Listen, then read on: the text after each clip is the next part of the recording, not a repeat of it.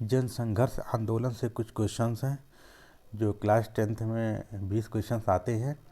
जन संघर्ष आंदोलन से भी कुछ क्वेश्चन से पूछे जाते हैं, तो आइए देख लेते हैं और इससे बाहर क्वेश्चन नहीं पूछे जाएंगे। पहला क्वेश्चन है, सत्ताधिकारी अपने ऊपर पड़ने वाले दबावों से अलग क्या नहीं कर सकते हैं? स्वतंत्र व्यवहार नहीं कर सकते हैं, अर्थात आपका जो है बी विकल्प सही है। तो अगला क्वेश्चन देख लेते हैं, अधिकांश समय लोकतंत्र किस माध्यम से विकसित होते हैं? तो लोकप्रिय संघर्ष है, अर्थात आपका बी विकल्प सही है।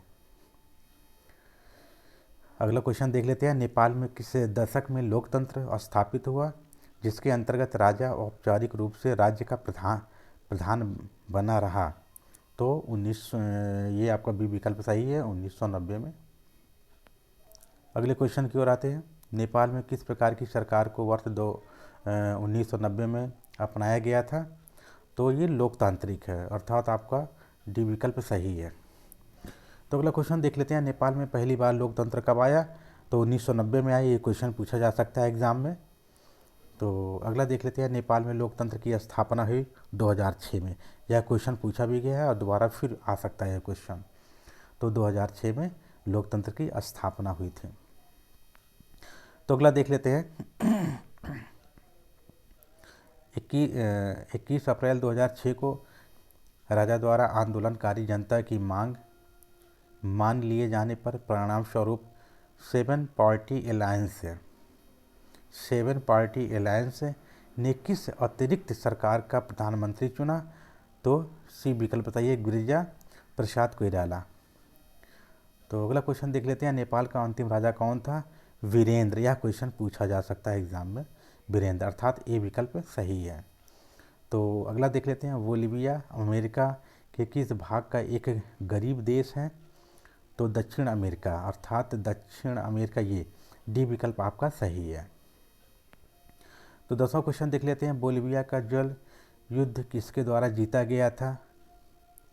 ठीक, लोगों द्वारा, अर्थात जनता द्वारा जीता गया था। तो 11वां क्वेश्चन देख लेते हैं, लोकतंत्र का विकास किसके माध्यम से होता है? जनसंघर्ष के माध्यम से होता है, जनसंघर्ष के माध्यम से होता है, अर्थात सी विकल्प सही है।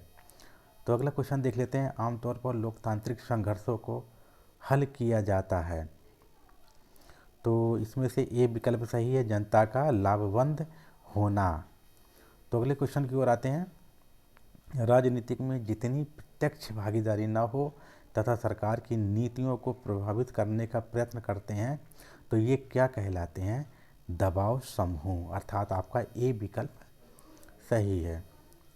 तो अगला क्वेश्चन देखते हैं, जो संगठन विशिष्ट सामाजिक वर्ग जैसे मजदूर, कर्मचारी, शिक्षक और वकील आदि के हितों को बढ़ावा देने की गतिविधियां चलाते हैं, तो वो क्या है? वो दबाव समूह है। तो ए विकल्प सही है। अगले क्वेश्चन की ओर आते हैं, हित समूह का जन्म समाज में किसके हितों को प्रमुखता देने के लिए होता है? तो समूह को देने के लिए होता है, अर्थात ए विकल्प सही है। तो अगला क्वेश्चन देख लेते हैं, पर्यावरण आंदोलन एवं महिला आंदोलन किस पर आधारित होते हैं? मुद्दों पर होते हैं आधारित। ये क्वेश्चन पूछा जा सकता है एग्जाम में। तो अगला देख लेते हैं, किसी वित्तीय एजेंसी संगठन ने बोलिविया सरकार पर नगरपालिका जल आपूर्ति के नियंत्रण को छेड़ने के लिए दबाव डाला जाता है विश्व बैंक में, अर्थात आपका बी विकल्प सही है। तो अगले क्वेश्चन की ओर आते हैं, राजनीतिक में दबाव समूह एवं आंदोलन का लक्ष्य क्या होता है?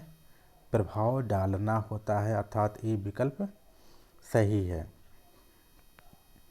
तो अगला क्वेश्चन देख लेते हैं, तो निम्नलिखित में से किस कथन से स्पष्ट होता है कि दबाव समूह और राजनीतिक दल में अंतर है?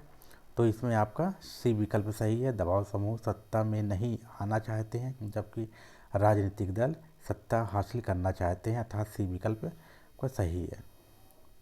तो अगले क्वेश्चन की ओर आते हैं, दबाव समूह और राजनीतिक दलों के बारे में निम्नलिखित कथनों पर विचार कीजिए।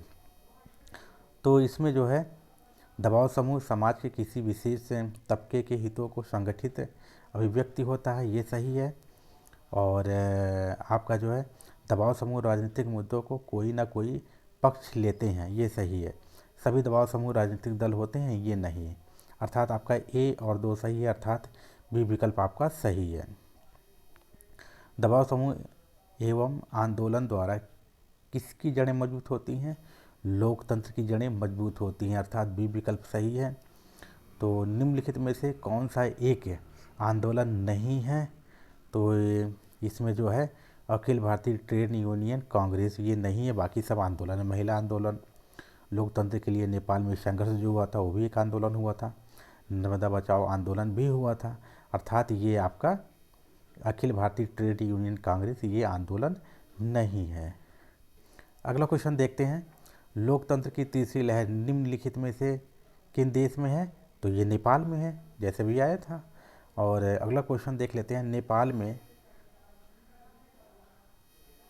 हाँ ये अगला देखते हैं, नेपाल में लोकतंत्र की स्थापना हुई 2006 में स्थापना हुई थी नेपाल की 2006 में। तो अगला क्वेश्चन देख लेते हैं, बोलिविया में जल युद्ध किस वर्ष हुआ था?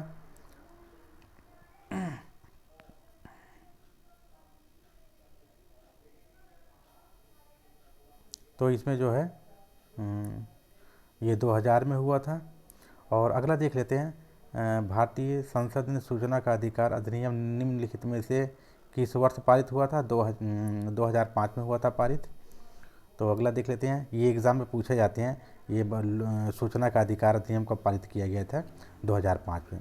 अगला देखते हैं, ग्रीन बेल्ट हरित पट्टी आंदोलन का संबंध निम्नलिखित में से किस देश से है? तो ये आपका जो है केन्या देश से है। छठवां क्वेश्चन देखते हैं, दबाव समूह के आंदोलन के कारण लोकतंत्र पर निम्नलिखित में से क्या प्रभाव पड़ता है? तो इसमें आपका आ जाता है हाँ, इसमें लोकतंत्र की जड़ें मजबूत होती हैं।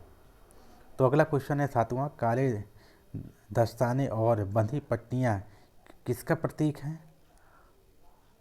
तो इसमें आपका जो है इनमें से कोई नहीं, इनमें अवशेष शक्ति की ये इसमें विद्रोह है, इसमें विद्रोह होगा। फिर से देख लीजिए, लोकतंत्र 6 है, इसमें बोलिविया 2000 है, और सूचना का अधिकार 2005 है, और ग्रीन बेल्ट हरित पट्टी केन्या, और दबाव समूह जो है आपका, हाँ ये लोकतंत्र की जड़ें मजबूत होती हैं।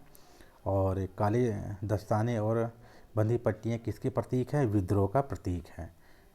तो ये लगभग आप जन संघर्ष और आंदोलन से कुछ क्वेश्चन है, जो इससे बाहर से क्वेश्चन नहीं पूछे जाएंगे।